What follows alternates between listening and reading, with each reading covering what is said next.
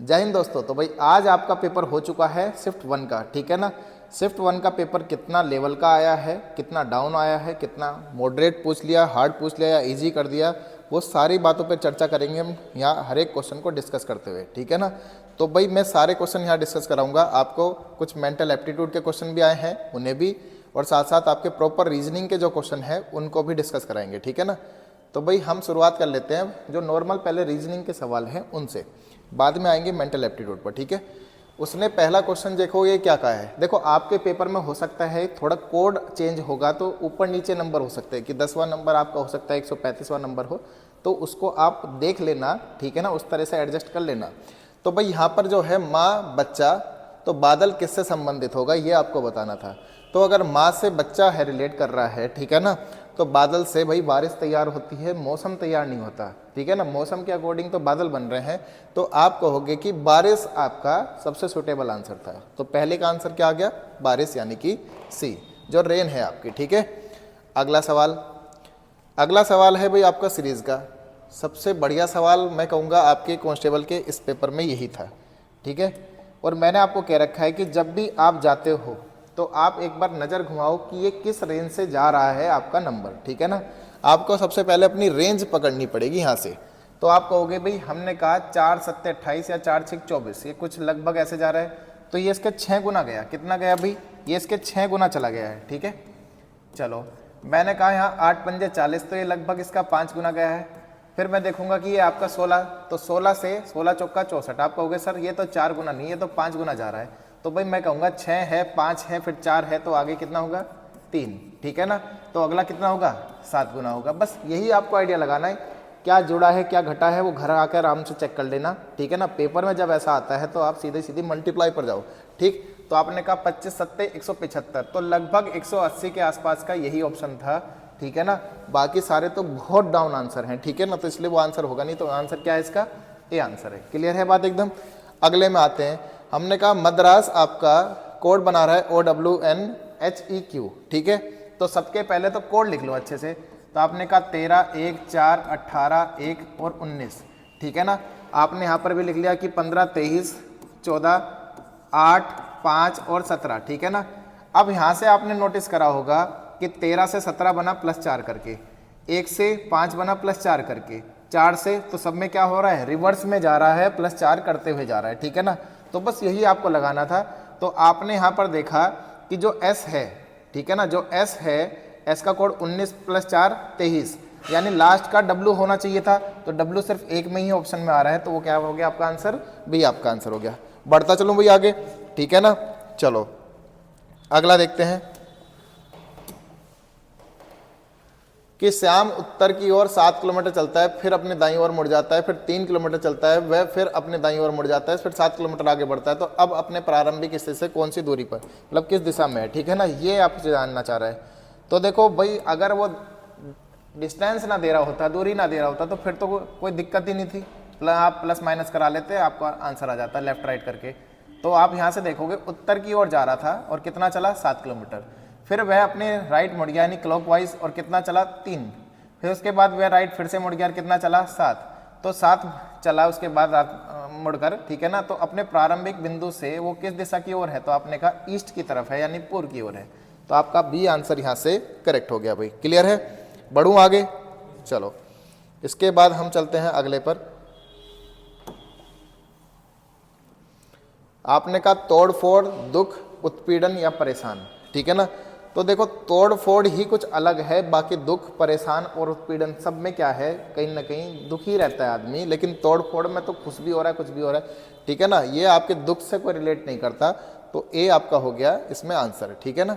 चलो अगला कह रहा है कि हमने एक क्लॉक को स्टार्ट किया कहाँ से, नून से। नून का टाइम जो होता है पूरा 12 बजे होता है, ठीक है ना। पूरा कब होता है भाई, 12 बजे होता है। तो उसने कहा 12 से, यानी कि 00 कह लूँ एक तरह से, 00 से आपका 4:10 तक, तो घंटे कितने बढ़ गए, तो आपने कहा 4, मिनट कितनी बढ़ गई, तो आपने कहा 10, ठीक है। और किसके द्वारा कह रहा है कि घंटे वाली स्विंग कितना घूम गई, तो वो 1 घंटे में 30 डिग्री घूम रही है, तो 4 घंटे में कितना भाई, 4 × 12 यानी 120 डिग्री, ठीक है ना। और मिनट में कितना घूमती है, आधा डिग्री, यानी कि +5, तो 120 + 5 कितना हो गया, तो आपने कहा 25 हो गया। बात समझ में आ रही है? तो ये भी क्लियर हो गया। चलो आगे। चलो अगला कह रहा है सुरेश की बहन राम की पत्नी है, राम रानी का भाई है, राम के पिता मधुर के ये हैं शीतल। तो रोहित और सुरेश का बताना है भाई क्या संबंध होगा, ठीक है ना। सुरेश जो है राम की पत्नी का भाई है। सुरेश जो है भाई, सुरेश जो हो गया है वो राम की पत्नी है, उनका जो है भाई है, ठीक है। चलो अब उसने कहा राम के पिता मधुर है, शीतल राम की दादी है, रेमा शीतल की बहू है, रोहित रानी का के भाई का बेटा है। चलो तो अब यहाँ से है राम रानी का भाई है, तो राम जो है रानी का भाई है, और रोहित रानी के भाई का, यानी रानी के भाई कौन? राम। राम का क्या हुआ? बेटा हो गया, ठीक है ना। राम का रोहित क्या हो गया भाई? बेटा हो गया। तो यानी ये जो है फिल इन द ब्लैंक, ये इसकी मम्मी हुई, और सुरेश क्या है? मम्मी का भाई, तो यानी मामा हो गया। अब रोहित सुरेश का क्या लगेगा? तो आप कहोगे भांजा लगेगा। सीधा सीधा क्लियर हो गया। क्लियर है बात एकदम? चलता रहूं आगे। चलो ध्यान से चेक करते रहना भाई, ये आपका पूरा अच्छे से सब कुछ बताऊंगा इसमें। इंडिया, गुजरात, सूरत, तो भाई जो है आपका सूरत वो गुजरात में है, उसके बाद आपका इंडिया आ गया, ठीक है ना। तो आंसर क्या हो गया? ए हो गया। करूं आगे? चलो उसके बाद ये अगला क्वेश्चन क्या कह रहा है कि सबसे पहले हमने बोर्ड मास पढ़ा है, डिवाइड को सोल्व करते हैं तो कितना आ गया? यहाँ से 40 आ गया, ठीक है ना।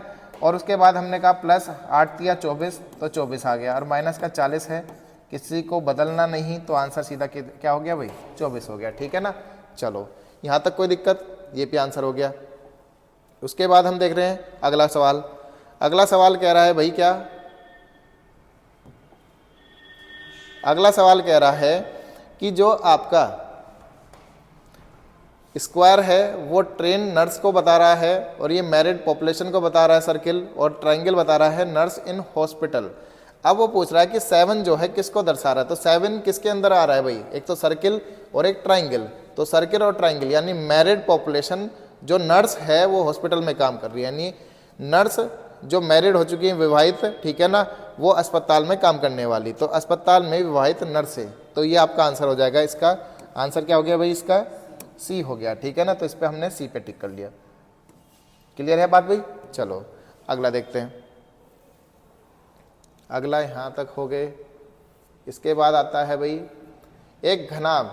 बहुत सारे हैं। सबसे पहले हमने क्वेश्चन ही देखा कि जिसके 3 फलक हैं, घनाभ ले लो, घन ले लो, या कोई भी आप डब्बा ले लो, आप देखोगे इसमें कोने कितने होते हैं? तो 1 2 तो मतलब 4 तो ऊपर हो गए और 4 ही नीचे हो गए। तो उसी कोने पर 3 फलक वाला जो मिलेगा आपको रंगीन, वो फलक वहीं तो मिलेगा। तो भाई वो कितने होते हैं? 8 होते हैं किसी भी, ये फिक्स है। तो 8 इसका आंसर हो गया, ठीक है ना। आंसर क्या हो गया भाई? इसका 8 हो गया। क्लियर है? चलो अगला मेजरमेंट। तो मेजरमेंट में अगर मैं देखूँ तो कौन सा शब्द नहीं बनाया जा सकता? तो मेजरमेंट में कहीं पर भी एल का जिक्र नहीं है, तो भाई आपका मेंटल जो है वो आपका नहीं बनाया जा सकता। तो ये आपका आंसर ए हो गया। क्लियर है इसमें बात भाई? चलो अगला। उसने कहा मिहिर 17 है लेफ्ट से और 19 है राइट से। तो एक छोर से, मतलब एक व्यक्ति की दोनों छोर से स्थिति पता हो तो हम क्या वहाँ से निकाल सकते? कराया क्वेश्चन था ये। तो 17 और 19 36 हो गया। 36 में से 1 घटा दो, क्योंकि दोनों छोर से वो काउंट हो चुका, तो एक बार तो घटाना पड़ेगा। तो आंसर क्या हो गया? 35 आ गया, ठीक है ना। आंसर क्या हो गया भाई? 35 आ गया। क्लियर है? चलो अगला। अगला है उसने कहा हमें एक क्या कहते हैं, वैज्ञानिक एक सुरक्षित प्रयोगशाला में एक्सेस कोड को याद करने का प्रयास कर रहा है, उसे निम्नलिखित विवरण याद हैं। तो उसने कहा कोड स्टार्ट हो रहा है कहाँ से भाई? तो उसने कहा 5 से स्टार्ट हो रहा है, तो 5 से स्टार्ट हो गया। लास्ट में क्या है?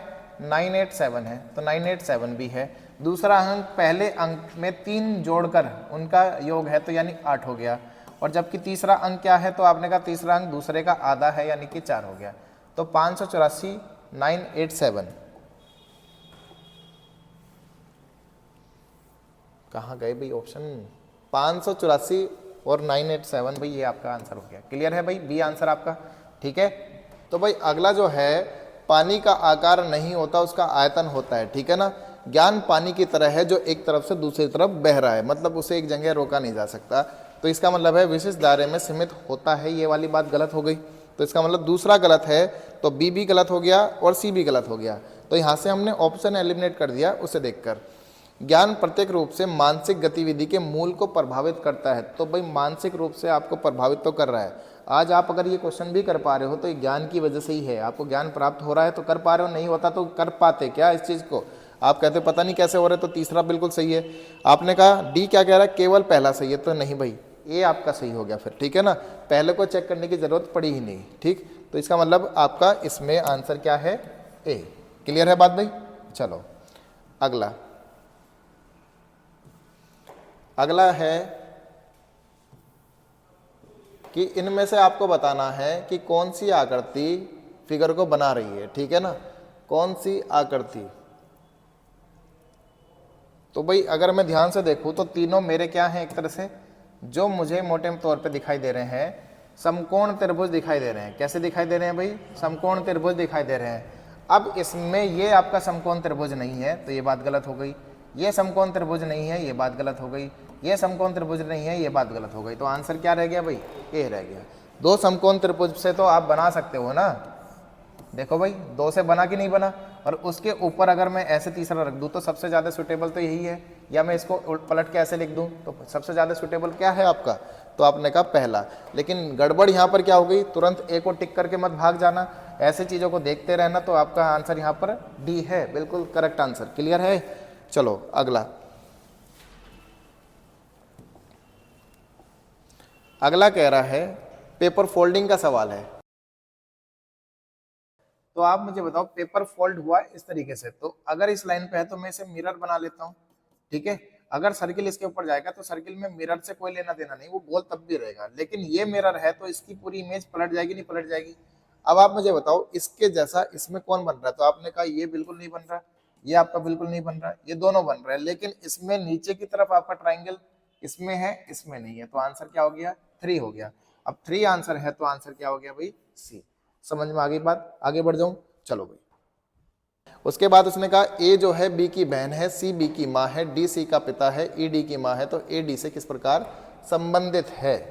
तो ए डी से किस प्रकार संबंधित है ये आपको बताना है। सबसे पहले तो इसने कहा कि जो ए है वो बहन है, तो बहन है तो इसका मतलब है कि ए का ही तो बताना है, ए डी से किस प्रकार संबंधित है, दादा नहीं होंगी, ठीक है ना। चलो अब ए जो है बी की बहन है, चलो भाई बहन हो गई। सी जो है बी की माँ है, तो सी जो है भाई बी की माँ है, और डी जो है सी का पिता है। तो यानी आप मुझे बताओ बी तो ऑलरेडी नीचे हो गई ना। अब नीचे हो गई, कितनी पीढ़ी नीचे है? 2, तो वो दादी नहीं होगी, वो बेटी नहीं होगी, बेटी एक पीढ़ी नीचे होती, तो आंसर क्या है? पोती। क्लियर है बात एकदम? चलो तो ये पी हो गया। उसके बाद आपने कहा इसमें क्या लगेगा भाई, ठीक है, ओपन नहीं हुआ है। चलो अब इसमें है, इसको मिरर इमेज में देखना है। मान लो अगर मैं यहाँ एक मिरर रख दूँ तो मिरर में कैसा जाएगा? तो आपने कहा आई तो आई रहेगा, एच भी एच रहेगा, तो सारे सेम है, ठीक है ना। लेकिन 6 जो है वो 6 कुछ ऐसा दिखेगा, फिर ऐसा इसमें नहीं है, ऐसा इसमें नहीं है, तो 2 ऑप्शन खुल गए। अब मैंने कहा था 1 और क्यू डिफरेंट है, तो क्यू बिल्कुल सेम दिखेगा क्या मिरर में? तो आपने कहा ये भी नहीं है, तो आंसर क्या हो गया? डी हो गया। क्लियर है? चलो ये हो गया भाई। सवाल आपके आगे की परीक्षाओं में भी यही आने वाले हैं, तो बिल्कुल ध्यान से देखते रहें हर एक चीज़ का सॉल्यूशन, ठीक है ना भाई। तो भाई यहाँ पर इसने कहा इनमें से भिन्न क्या है?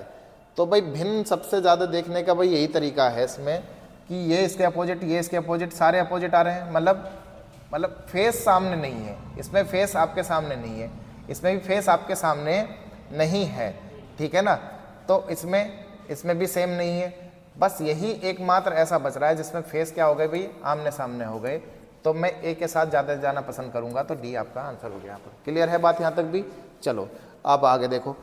अब ये सवाल भाई कभी इंटरव्यू का सवाल हुआ करता था, ठीक है ना। वहाँ पर कैसा था कि एक कॉटन है, एक कॉटन आपकी हर सेकंड बढ़ रही है, हर सेकंड वो अपने आप की दुगनी हो रही है, और 1 मिनट में वो पूरा भर जाता है कमरे को लेकर। एक कमरे में अगर मैं उसे डाल दूँ, वो हर सेकंड बढ़ रही है, अपना दुगना हो रही है, और 1 मिनट में वो बढ़ जा रहा है, मतलब पूरा कमरा भर जा रहा है। तो बताओ आधा कमरा कब भरा होगा? तो बहुत से कहते हैं सर 15 मिनट में, बहुत मतलब 15 सेकंड में, ठीक है ना, इस चीज़ में।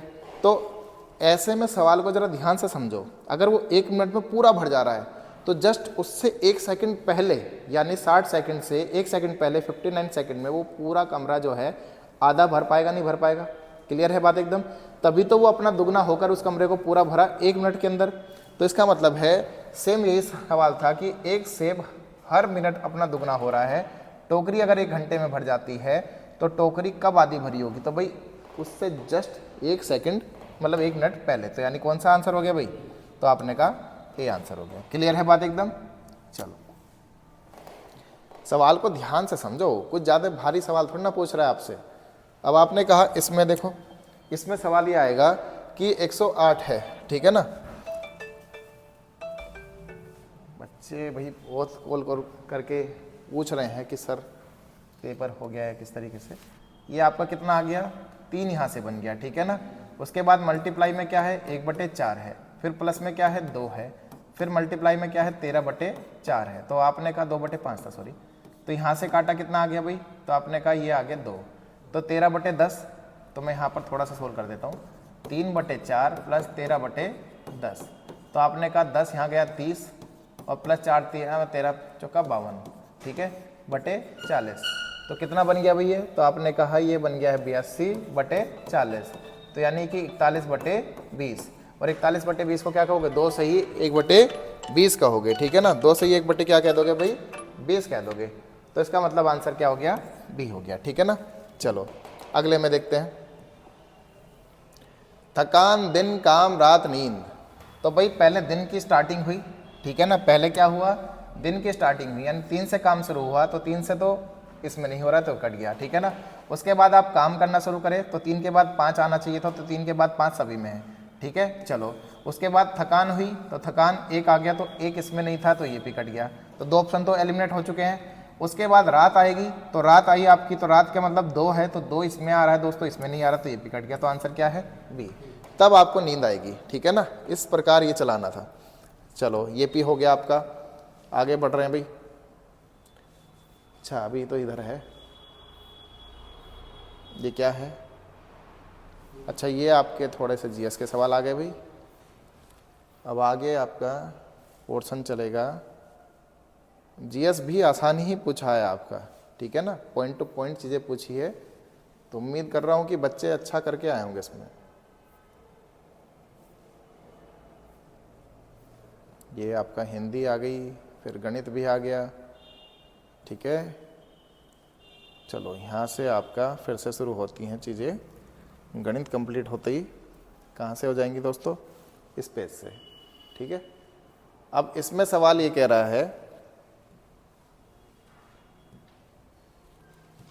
कि कितने पुरुष की संख्या, मतलब उन पुरुषों की संख्या क्या है जो स्वस्थ हैं लेकिन वृद्ध नहीं है। अगर त्रिभुज जो है हेल्थ वाले यानी स्वस्थ लोगों को बता रहा है, वृद्ध को ये बता रहा है, पुरुष को ये बता रहा है, ठीक है ना। तो उसने कहा कितने ऐसे पुरुष हैं जो आपके क्या हैं, तो इतना एरिया आ चुका है, ठीक है ना। ये एरिया कौन है? तो आपने कहा स्वस्थ पुरुष हैं। तो स्वस्थ पुरुष तो आ चुके हैं आपके, लेकिन वो क्या नहीं होने चाहिए? वृद्ध नहीं होने चाहिए, तो कट गया। तो आंसर क्या है? 3 है। क्लियर है बस? चलो ये पी हो गया आपका। अगला उसने कहा 63 को अगर मैं क्या कह दूं भाई, यहाँ पर मल्टीप्लाई को क्या कहा जाए? मल्टीप्लाई को माइनस कहा जाए, चलो माइनस हो गया। आपका प्लस को क्या कहा जाए? भाग कहा जाए, तो भाग हो गया, ठीक है ना। डिवाइड को क्या कहा जाए? मल्टीप्लाई कहा जाए। प्लस को क्या कहा जाए? भाग कहा जाए, तो ये पी हो गया। माइनस को क्या कहा जाए? तो माइनस को कहा जाए प्लस, ठीक है ना। चलो देखते हैं क्या कह रहा है। सबसे पहले इस पूरे एरिया को सोल्व कर लो। तो 24 से ये कटा कितने भाई? 3 आ गया, ठीक है ना। 4 से ये कटा कितना? 2 आ गया। इन दोनों के बीच में मल्टीप्लाई है तो 6। अब 6 जो है 3 घटा दो, तो यहाँ पर मैं लिख देता हूँ थोड़ा साफ साफ। 63 माइनस आ गया 6 और माइनस आपका सॉरी प्लस आपका 3, तो कितना आ चुका है भाई? 60। 6 गया 57 और 3 जुड़ गया 60। तो ये आपका आंसर बना देगा बी। क्लियर है बात? चलो इसमें आपको मिरर देखना था, कौन सी आकृति सही दर्पण की छवि बना रही है, ठीक है ना। चलो तो बिल्कुल अपोजिट हो जाएगा, ये कुछ ऐसा दिखेगा, ठीक है ना। ऐसा किस में दिख रहा है? इसमें नहीं है, इसमें नहीं है, इसमें नहीं है, तो बस यही आपका था जो आपका बना देगा, ठीक है ना। तो ये आपका क्लियर हो गया 4th आंसर। और 4th आंसर कौन है? तो आपने कहा ए है। क्लियर है? चलो इसने कहा हस्बैंड फैमिली वाइफ, तो परिवार में हस्बैंड भी है वाइफ भी है, लेकिन दोनों में कोई संबंध नहीं, तो आंसर क्या हो गया? डी आपका आंसर हो गया। समझ में सबको आ रही है बात भाई? चलो अब यहाँ से आपका आता है, इसको थोड़ा साफ साफ लिख लेते हैं,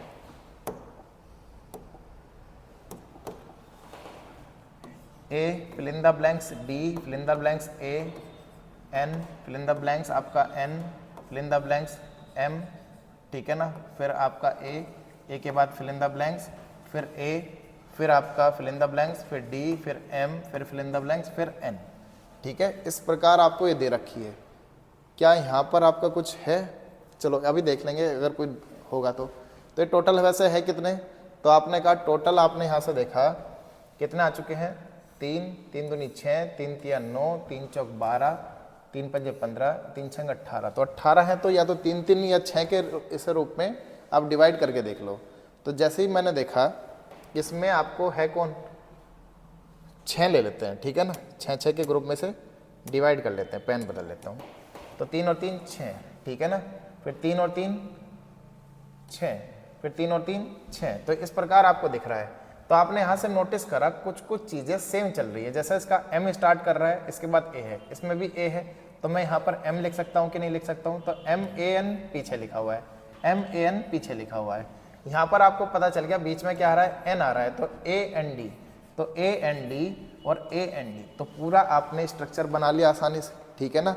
भैया आपने जैसे ही देखा ये किसमें था, 18 थे टोटल, तो आपने इसको ब्रेक कर लिया 6 6 के 3 पार्ट में, ठीक है ना। भाई इसमें जो आपका है NMA, तो NMA देखो फिर किसमें आ गया, इसमें है, इसमें भी है, इसमें भी है, तो ये ऑप्शन सबसे पहले उड़ गया, ठीक है ना। चलो अब उसके बाद था कि आपका DNMA, DNNA, तो DNN तो इसमें नहीं है, इसमें नहीं है, मतलब इसमें है बी में, ये वाला भी गलत हो गया, ए भी गलत हो गया, तो आंसर आपका बी हो गया। यहाँ से बढ़ जाऊं आगे भी चलो 8 से 23, 23 के बाद 38, 38 के बाद 53, 53 के बाद 68। तो ये सारे देखो कैसे बढ़ रहे हैं, 8 से ये 15 बढ़ा, फिर ये 15 बढ़ा, फिर ये 15, फिर ये 15, तो अगला भी 15 बढ़कर क्या मिलेगा, तो आपने कहा लास्ट में 3 जिसके आ रहा है वो मिल जाएगा। तो आपको बी आंसर यहाँ से क्लियर हो गया, ठीक है भाई। चलो ये भी हो गया। अगला भाई हमें पता है कि शेर जो है अपनी मान यानी कि डेन में रहता है, जो गुफा है इसकी, लेकिन खरगोश कहाँ रहेगा, तो खरगोश भी बिल में रहता है, तो बिल आपका सी आंसर हो गया यहाँ से क्लियर, ठीक है। चलो अगला BPMN को CQNO लिखा है, तो इसका मतलब B से C एक बड़ा, P से Q एक बड़ा, N से ये बड़ा। तो यहाँ पर भी देखो G से एक बढ़ेगा तो H, T से एक बढ़ेगा तो आपका U, ठीक है ना। H और U दो ऑप्शन में है, P से अगला Q है कि R, तो आप कहोगे Q, तो यानी B आंसर यहाँ से हो जाता है, तो B आपका आंसर हो गया, ठीक है ना। ये वाली आकृति, इसमें ट्राइंगल आपको बताने थे, तो मैंने आपको बता भी रखा है कि ये सबसे फेवरेट रहा था और वीडियो में भी पूछा गया था। तो इसमें कितने होते हैं, तो आपने कहा 16, लेकिन अगर मैं इसका बीच का हिस्सा गायब कर दूं भाई, मतलब आधा ही कर दूं, तो अब कितने होंगे, क्या सेम आकृति है? अगर आप इसे ऐसे देखोगे तो बिल्कुल सेम दिखेगा। तो आप कहोगे इस एक डॉट की वजह से कितने कम हो गए, तो 1 और 2 ये छोटे कम, और एक पूरे बड़े 2 कम, तो यानी 4 कम हो गए, तो कितना हो गया 12। तो आपका आंसर क्या है 12। यहाँ से क्लियर है बात भाई, बढ़ूं और आगे। चलो अगला कह रहा है क्या कि एक व्यक्ति उत्तर दिशा में 9 किलोमीटर चलता है, तो उत्तर दिशा में 9 किलोमीटर चला, ठीक है ना। यहाँ से उसके बाद फिर बाईं ओर मुड़ता है, तो बाईं ओर एंटी क्लॉकवाइज मुड़ गया और 4 किलोमीटर चला, फिर बाईं ओर मुड़ता है 10 किलोमीटर चला, तो यहाँ पर ये 10 किलोमीटर चल गया, फिर बाईं ओर मुड़ता है और 4 किलोमीटर चलता है। तो अपने प्रारंभिक बिंदु से वो कितनी दूर है, तो आप कहोगे ये 10 है, ये 9 है, तो ये बचा कितना 1 किलोमीटर, तो बस आप कहोगे 1 किलोमीटर। तो यानी आंसर क्या हो गया, डी हो गया। अभी विजिबल इतना नहीं होगा, ठीक है ना, अभी हो जाएगा, देखो हो गया। तो आंसर क्या है इसका, डी आ। अगला, इसमें से कौन सा शब्द आपका नहीं बन पा रहा है, ठीक है ना। तो भाई देखो, तो आपने कहा पूरे उसमें डबल टी है, तो डबल टी भी है, एस भी है, ए भी है, TION भी हो गया, ठीक है ना। MIND, तो N भी है, M भी है, I भी है, D भी है, ठीक है ना। RATION, तो R है क्या, ATION ये भी है। तो मिनिस्टर, मिनिस्टर ही नहीं बन रहा होगा, क्यों, क्योंकि आपका देखें MINIST नहीं है इस पूरे उसमें, तो इसका मतलब है मिनिस्टर ही आपका नहीं बन रहा था। तो आंसर क्या हो गया, ए हो गया, ठीक है ना। चलो अगले पर आते हैं। तो भाई अगला क्या कह रहा है,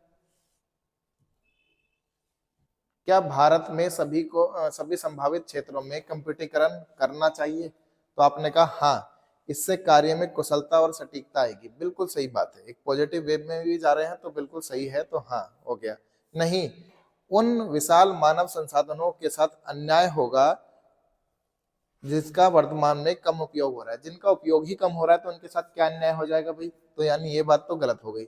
नहीं, कंप्यूटरीकरण जो है इसमें बहुत ज्यादा पैसा लग जाएगा और हमें इसमें पैसा बर्बाद नहीं करना चाहिए। तो भाई ऐसी बात से तो हम बिल्कुल भी एग्री नहीं करते, तो तीसरा भी गलत हो गया। अब पहला गलत है, सॉरी पहला सही है, दूसरा तीसरा गलत है।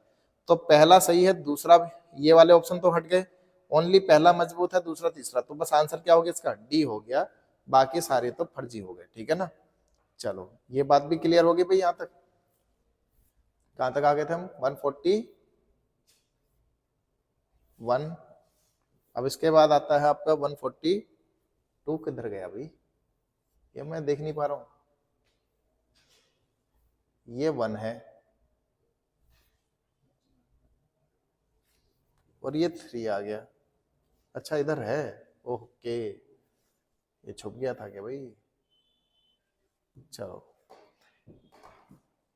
ये आपको मैंने वीडियो के थ्रू पढ़ाया भी था, आप उसमें देखना।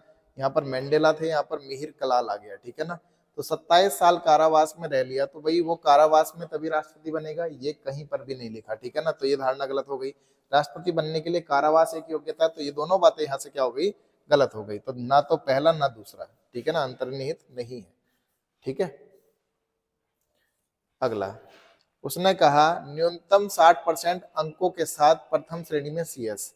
ठीक है ना, इंजीनियरिंग या एमएससी में पास होना चाहिए 60% अंकों के साथ, यानी या तो सीएस में पास हो या एमएससी करा हो। ठीक है ना, एमसीए करा हो, क्या करा हो? एमसीए करा हो। ठीक है ना, दूसरा है चयन प्रक्रिया यानी एंट्रेंस एग्जाम में 50% अंक भी प्राप्त करे हो। दूसरा तीसरा है आपका इंटरव्यू में कम से कम 40% अंक प्राप्त करे हो। ठीक है ना, चौथा है कि 2005 तक वो 21 साल का हो जाना चाहिए, मतलब 21 साल से कम का ना रहे, और आपका क्या कहते हैं 30 साल से ज्यादा बड़ा ना हो। ठीक है, चलो अब यहां से हम बात आती है पहली चीज लेकर कि अगर पहले वाली इंफॉर्मेशन कि वो सीएस से नहीं पढ़ा, किससे नहीं पढ़ा भाई? सीएस से नहीं पढ़ा या एमसीए नहीं करा, तो इसका मतलब है वो इलेक्ट्रॉनिक्स इंजीनियर होना चाहिए। ठीक है ना, तो जीएम के पास मतलब मामला जाएगा। ठीक है, दूसरा है कि अगर दूसरा उसके पास क्या नहीं है, एंट्रेंस एग्जाम की जो उसने बताया है, तो उसके पास 2 साल का अनुभव होना चाहिए, तो मामला किसके पास जाएगा?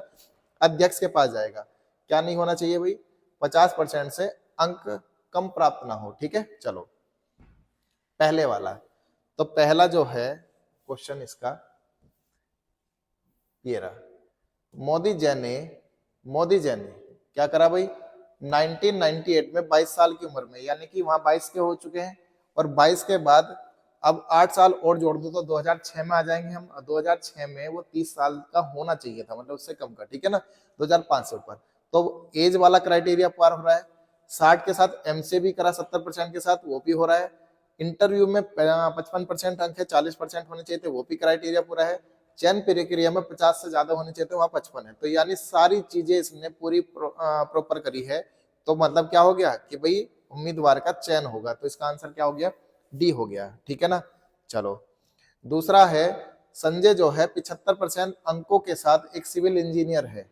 भाई ना यहाँ सीएस की बात हुई ना इलेक्ट्रॉनिक्स की बात हुई, तो अगर सीएस में नहीं था या एमसीए नहीं किया था तो इसका मतलब है इलेक्ट्रॉनिक्स होना चाहिए था, वो भी नहीं करा, तो इसका मतलब दोनों ही बातें इसने पूरी नहीं करी। चलो आगे देखते हैं, तो आगे इसने ये भी नहीं कहा कि उसने एमसीए करा हुआ है। ठीक है, तो इसका मतलब क्या हो गया भाई कि इनमें से मामला जो है उम्मीदवार का चयन नहीं होगा, ये वाले पे चला जाएगा। ठीक है ना, क्लियर है? तो इसमें आंसर क्या हो गया? बी हो गया। ठीक, उसके बाद विजय एक कंप्यूटर इंजीनियर है, बिल्कुल एग्री। 2003 में 22 साल का हो गया, इसका मतलब 5 में 24 साल का होगा, वो भी बिल्कुल सही जा रही है। अंतिम परीक्षा में 72% अंकों के साथ उत्तीर्ण हुआ। अंतिम परीक्षा किसमें? इंजीनियरिंग में। किसमें भाई? इंजीनियरिंग में। उसमें सेमेस्टर होते हैं, 4 साल का आपका इंजीनियरिंग का कोर्स होता है।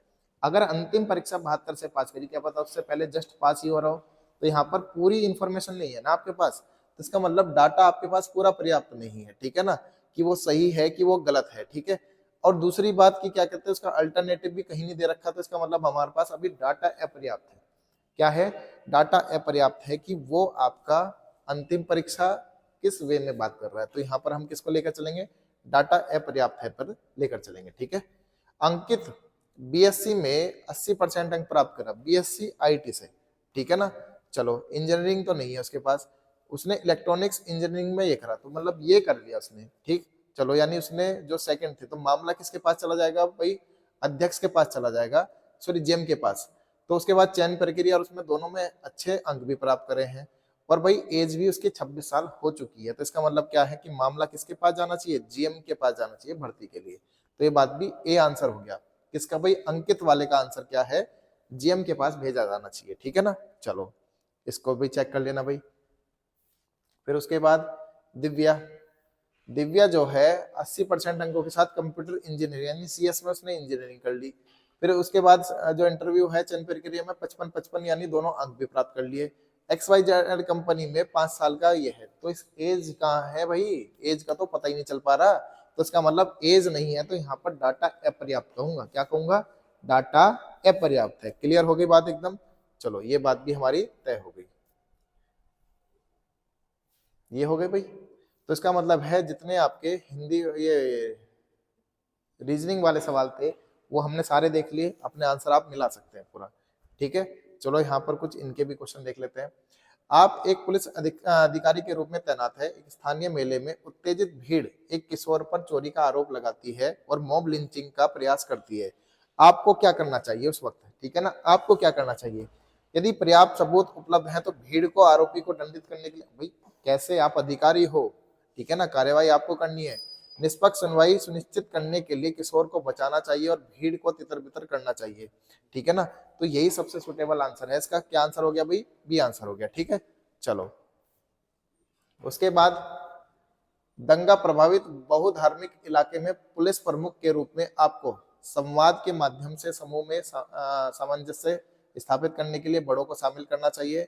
समाधान के लिए नगर पालिका अधिकारियों के साथ चिंताओं को प्रस्तुत करना चाहिए।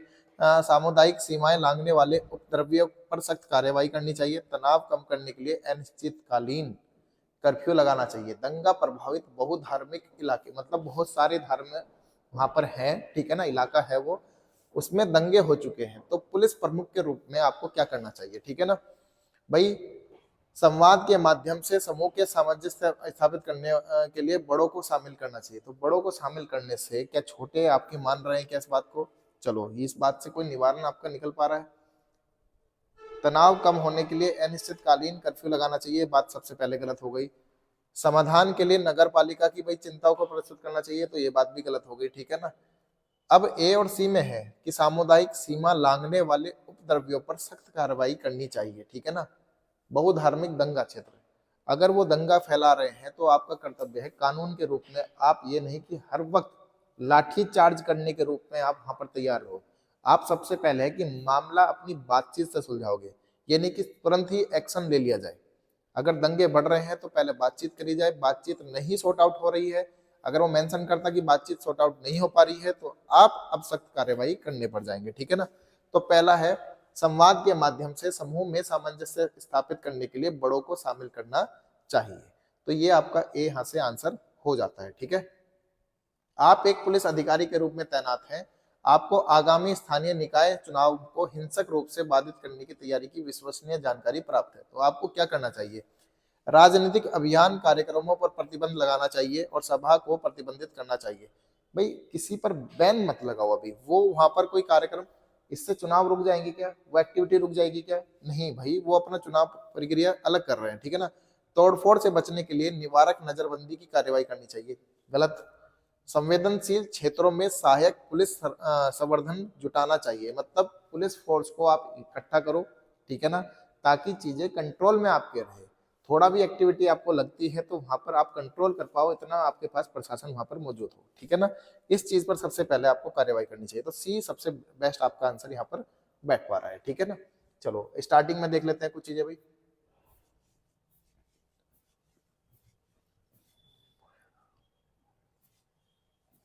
सारे सवाल इसमें से कर लेंगे भाई, ठीक है ना, जो है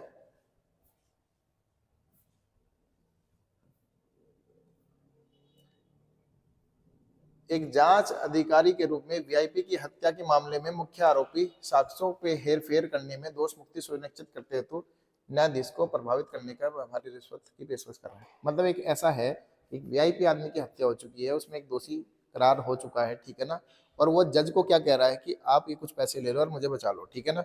ऐसे में जज को क्या करना चाहिए, जज को अपने स्वतंत्र पेशेवर निर्णय के अनुसार जांच करने से बचना चाहिए। भैया ऐसा तो नहीं कर सकता, अभ्रष्ट रहना चाहिए, यानी कि करप्शन नहीं करना चाहिए उसको, मतलब रिश्वत नहीं लेनी चाहिए। अदालत में तथ्यों की पारदर्शिता जो है से पेश करना चाहिए, मतलब ट्रांसपेरेंट होना चाहिए सारी चीजें, ठीक है ना।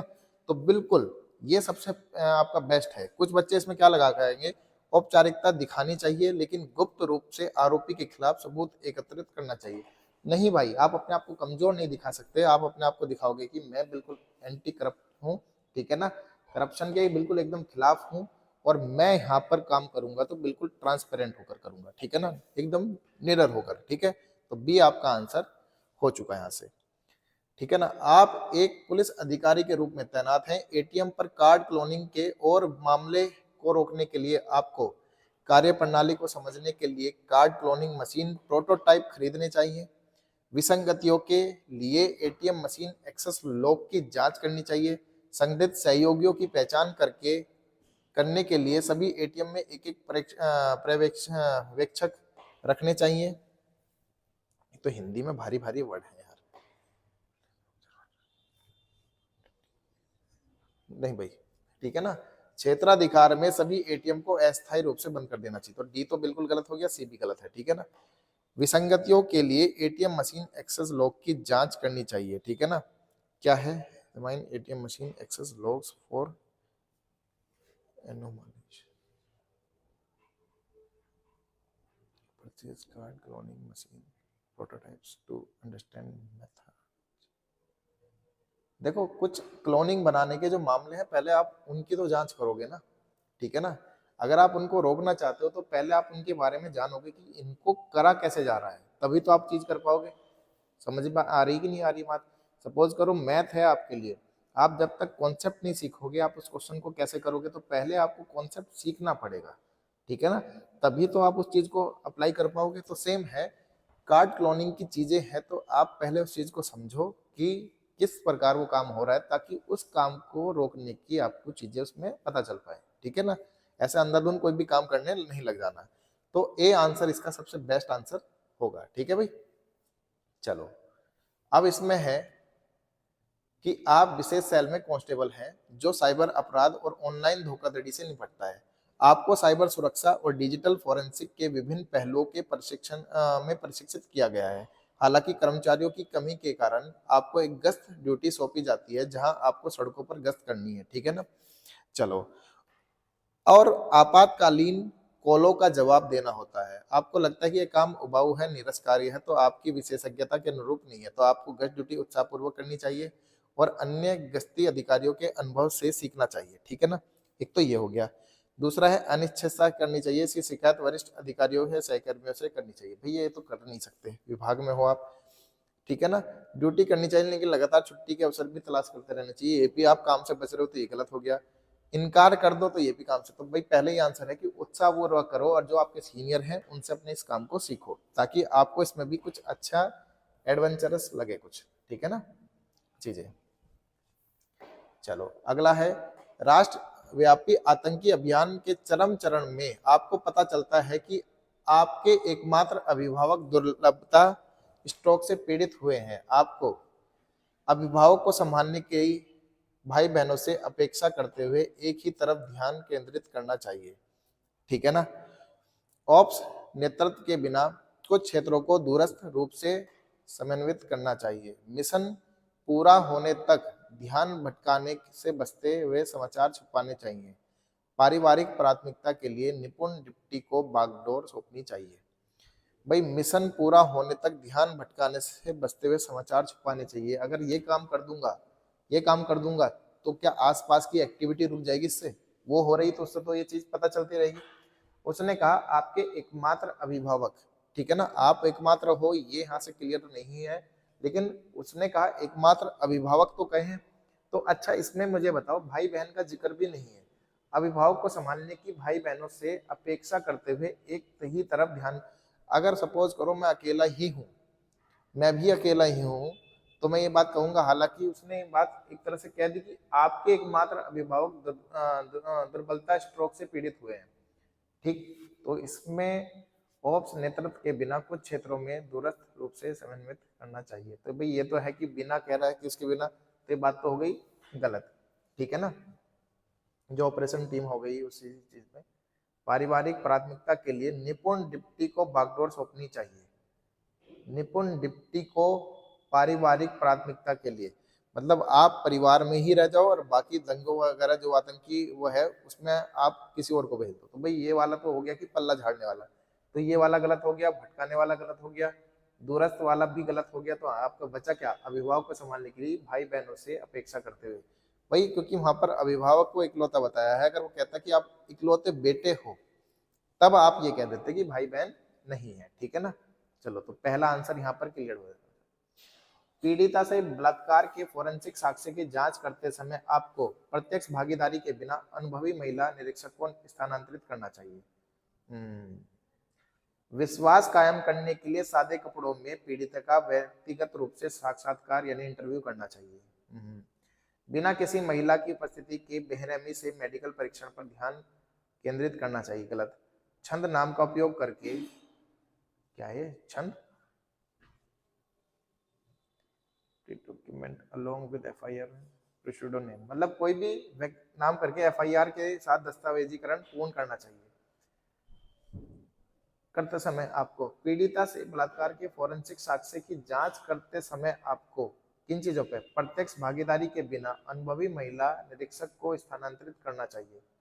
प्रत्यक्ष भागीदारी के बिना, भाई आपको कह रहा है कि आप मत करो ये काम, किसी और पे सौंप दो, तो फिर आपका ही रोल क्या रह गया इसमें। चलो तो ये तो गलत हो गया। विश्वास कायम करने के लिए सादे कपड़ों में पीड़िता का व्यक्तिगत रूप से इंटरव्यू, तो भाई विश्वास कायम करने के लिए आप अपनी मतलब ड्रेस ही बदल दो, तो ये भी कहीं गलत, मतलब ये भी गलत हो गया। क्योंकि पुलिस ने ये चीज मतलब उसके छवि पुलिस की नहीं है, इस चीज को लेकर पुलिस की छवि होती है कि समाज को सुधार पाए, ठीक है ना। बिना किसी महिला पुलिस के बेरहमी, ये वाला गलत हो गया। तो मेन है कि आप कोई भी नाम लिखकर, ठीक है ना, XYZ, और कार्यवाही को आगे शुरू करो, उसका दस्तावेजीकरण शुरू करो, उसे बैठाओ मत, ठीक है ना। ये नहीं कि आप XYZ नाम नहीं पता आपको कुछ भी तो आप बिठाए रखे हो उसको, मतलब वो परेशान ऑलरेडी है, ठीक है ना, वो पीड़ित है ऑलरेडी और उसको और ज्यादा अभी समय दिलवा रहे हो, तो उसकी चिंता ना करते हो, कोई भी XYZ नाम से आप उसको कार्यवाही को ताकि शुरू करो, आगे बढ़ाओ, ठीक है ना। तो चौथा आंसर इसके लिए बिल्कुल सही हो जाता है, ठीक है। एक महिला पुलिस अधिकारी के रूप में ट्रांसजेंडर नागरिक कानून प्रवर्तन अंतरक्रिया के दौरान उत्पीड़न और गरिमा के उल्लंघन का सामना करने की रिपोर्ट करते हैं। आपको अपराधियों के खिलाफ सख्त से सख्त अनुशासनात्मक कार्यवाही लागू करनी चाहिए, ठीक है ना। चलो भाई, तो सी आपका आंसर यहाँ से सही हो जाता है, ठीक है ना। एक पुलिस अधिकारी के रूप में आप देखते हैं कि कुछ धार्मिक अल्पसंख्यकों को पड़ोस में प्रवेश से वंचित किया जा रहा है, तो आपको क्या करना चाहिए। तो आपको बताओ भाई, अल्पसंख्यक समुदायों के अधिकारियों को तैनात करके विविधता लागू करनी चाहिए। शिकायतों को राज्य के अल्पसंख्यक कल्याण योजनाओं से संबंधित करना चाहिए, ठीक है ना। तनाव को कम करने के लिए बहुधर्मीय सामुदायिक संवाद आयोजित करने चाहिए। कानून का उल्लंघन करने वाले हाउसिंग सोसाइटी के अवरुद्ध उन पर मुकदमा चलाना चाहिए। आप सीधा देखो, हम क्या करते हैं, स्टार्टिंग ही मुकदमे से चला देते हैं, ठीक है ना। आप पहले पढ़ो तो सही, वो कहना क्या चाह रहा था। एक पुलिस अधिकारी के रूप में, ठीक है ना, आप देखते हैं कि कुछ धार्मिक अल्पसंख्यक को पड़ोस में प्रवेश वंचित किया जा रहा है, मतलब उनका पड़ोस के राज्य में या पड़ोस के आपके जिले में उन्हें प्रवेश नहीं दिया जा रहा है, ठीक है ना। तो अल्पसंख्यक समुदाय के अधिकारियों को तैनात करके विविधता लागू करनी चाहिए, तो इससे कोई भी लागू नहीं हो रहा है, तो पहला तो हो गया गलत। शिकायतों को राज्यों की अल्पसंख्यक कल्याण योजनाओं को संवर्धित करना चाहिए, तो ये भी गलत हो गया भाई। तनाव को कम करने के लिए बहुधर्मीय सामुदायिक संवाद आयोजित करने चाहिए। तनाव को कम करने के लिए बहुधर्मी सामुदायिक संवाद आयोजित करने चाहिए। कानूनों का उल्लंघन करने वाली हाउसिंग सोसाइटी को अवरुद्ध करके उन पर मुकदमा चलाना चाहिए। अब सी और डी में चीजें लग रही है, ठीक है ना।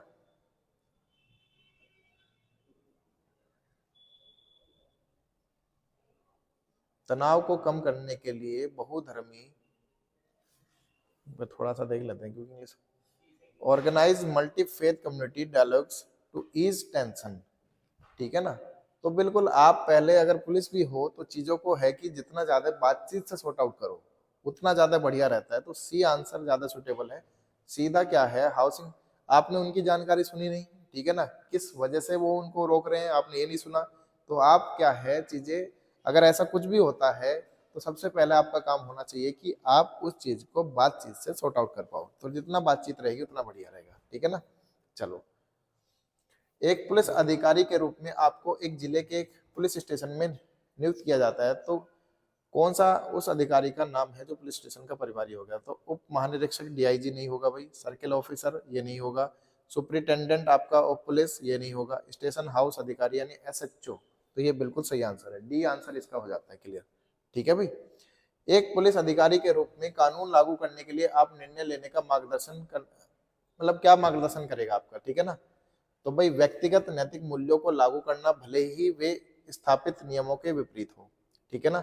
स्थिति के लिए समानुभूति और विचार के साथ कानूनी आवश्यकताओं को संतुलित करना। तो भाई ये सबसे बेस्ट तो यही है, आप पहले तो सारी चीजों को समान रूप से देखोगे, ठीक है ना, हर चीज को बिल्कुल इक्वली आप देखोगे और उस पर फिर अपने कानूनी आवश्यकताओं के हिसाब से उस चीज को अप्लाई भी करोगे, जहां जरूरत है उस चीज को, जहां जरूरत नहीं है उस चीज को, हर चीज को।